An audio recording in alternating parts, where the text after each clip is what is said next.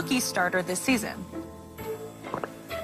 I have very high expectations for Tua. I think he's going to step in. He's going to compete hard. He's going to make some great plays. He's going to have some not so good plays. And I think with his attitude and you know, his demeanor and what he brings to the table, it's tremendous upside for the Miami Dolphins. It was perfect timing for this decision. I think that this game is going to be extremely tough because facing a guy like Aaron Donald is not easy for any quarterback. And Jalen Ramsey pretty much cuts off one side of the field, so they'll have to navigate their way through that. But, you know, regardless of what happens in this game, I think to the eyes of the Miami Dolphins, entire organization, what Tua will show will certainly suffice. And moving forward, I looked at their schedule, and I think it's some very winnable games. You know, this Sunday will be a learning experience, but it'll prepare him for the rest of the season. And being able to sit behind a guy like Ryan Fitzpatrick, you know, it just means so much to a young quarterback. You know, I had the luxury of sitting behind Chris Chandler, a guy who, you know, was really good, very smart, and, you know, he won some games for the Atlanta Falcons. And just be in the room and listen to him talk, listen to the dialogue and the verbiage and how he communicated with Dan Reeves went a long way.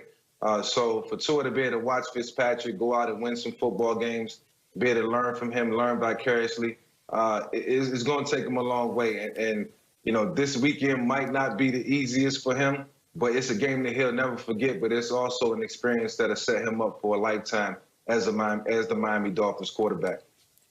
I agree with everything you just said. I think the thing is that he'll validate the accuracy of what you saw at Alabama, and he'll validate why the Miami Dolphins selected him with the 5th pick in the draft. And this is about not just about this game. This is about getting an opportunity to improve week in and week out. And so hopefully by the end of the season, then now, look, there are 3 wild cards now, Skip. There are 4 divisions, and it looks like the AFC North is going to possibly get 2, maybe even 3 of those teams out of there. So basically it's going to be 1 wild card available. And so we're going to see how that turns out. But when you look at it, and you mentioned, Mike, you know, going against Aaron Donald, going against Jalen Ramsey, I think for, you know, because he had some mobility issues, you move him.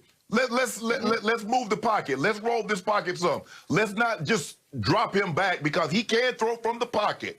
But let's not just let Aaron Donald and those guys try and tee off. Let's make them find him, find out where he's going to snapping it back there and says, okay, he's 8-9 yards behind the center. Let's go get him.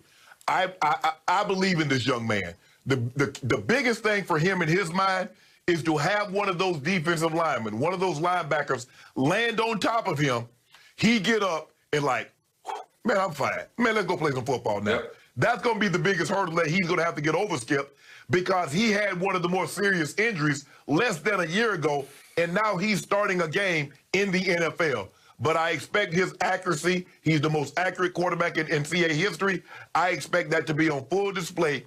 Although it might not equate to a win on Sunday, you'll realize why they took him with the 5th pick in the draft.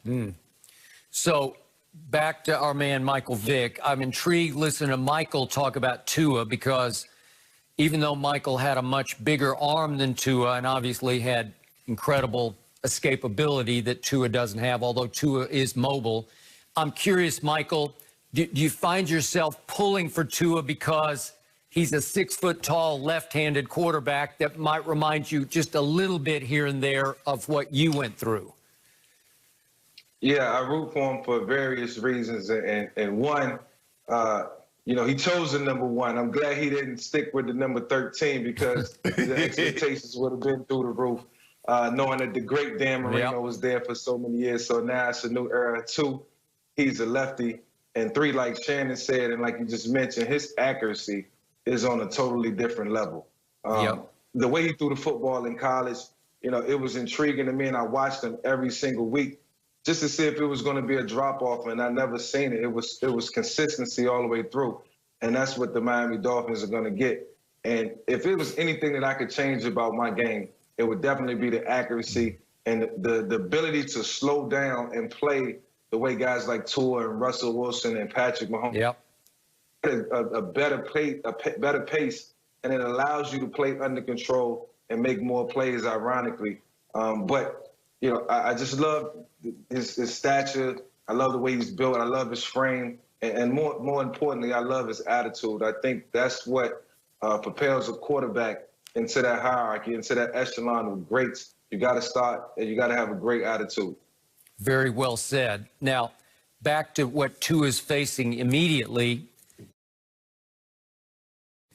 There's external pressure and there's internal pressure, because the external comes from the fact that a kid taking a pick later, Justin Herbert, is just lighting this league up. I didn't see it coming. Shannon said he didn't see it coming. I'm not sure anybody saw this, but Justin Herbert's off to a rip-roaring start. He's averaging 308 passing yards a game, which is third most in the league. He's 12 touchdowns to only 3 interceptions.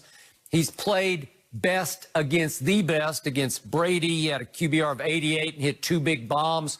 Against Drew Brees, he had a high QBR, and then against Mahomes, high QBRs. He's been really good when it's time to be really good. And then internally, Ryan Fitzpatrick had gone Tom Brady for about the last 4 games, because he won 3 out of 4 with huge QBRs of 97 against Jacksonville and then 99 at San Francisco. And then they routed the Jets 24-0. He threw 3 more touchdown passes. And you guys know, being, longtime stars in the league, as veterans, you're at 3-3 and you're looking around the locker room. Wait a second, just because we had a bye week, we're going to throw the kid into the fire after Fitzmagic was nothing but magic in 3 of the last 4 games. That's a lot of heat on this kid on opening day for you against Aaron Donald and company, who are 3rd in the league in sacks. So man, he's under fire from every direction. Yeah, Skip, take it from me as a vet. I don't care what you draft. I don't care if it's a quarterback. I don't care if it's a running back. I don't care if it's a wide receiver. As a veteran, I want the best guy to play. Yep. Now, you keep talking about the future and this before the future. My future is not guaranteed here. I'm talking about right now. This is what I know. I'm going to be here for the remaining of the season. And as you saw what happened in Philadelphia, okay, they wins, but they're building up statues and lighting candles and incense for Nick Foles. So guys don't care nothing about no future, Skip. They care about right now. Right. So there are a lot of guys in that locker room say the way Ryan Fitzpatrick was playing, he deserved to continue to play. 3-3, Skip. Buffalo's 5-2. Now maybe they would or maybe they wouldn't. But guys are like, hold on, that guy playing well. Why would we take him out of the lineup? There'll be time for Tua. Tua is getting valuable experience. There's nothing like playing, but he's getting valuable learning experience by sitting around behind Ryan Fitzpatrick and seeing how to conduct himself, seeing how to study, seeing how to break down tape, how to run a team in practice, how to run a team in the game. And so as a veteran guy, I'm looking like, man, oh yeah, Tua gonna be good, but Fitz need to be in there right now. Yep. Yeah, I truly appreciate Ryan Fitzpatrick's contributions to the game, man, over the years, and all the young quarterbacks that he's been able to help mentor and tutor. Some worked out better than others, but I think it's just time. 2021 is going to be all about Tua and the Miami Dolphins, and I think Ryan Fitzpatrick understands that. Most importantly, he'll probably be the backup there next year, and the one thing that he can continue to do is continue to help Tua develop as a young quarterback. And that goes without saying. And that'll be, a big inspiration for Ryan, I know, and something that he wouldn't mind doing as well, and stepping into the role when needed. But, Michael, wouldn't you agree that fairly quickly Tua is going to have to start living up to Justin Herbert and what he's doing, taking a pick later than Tua?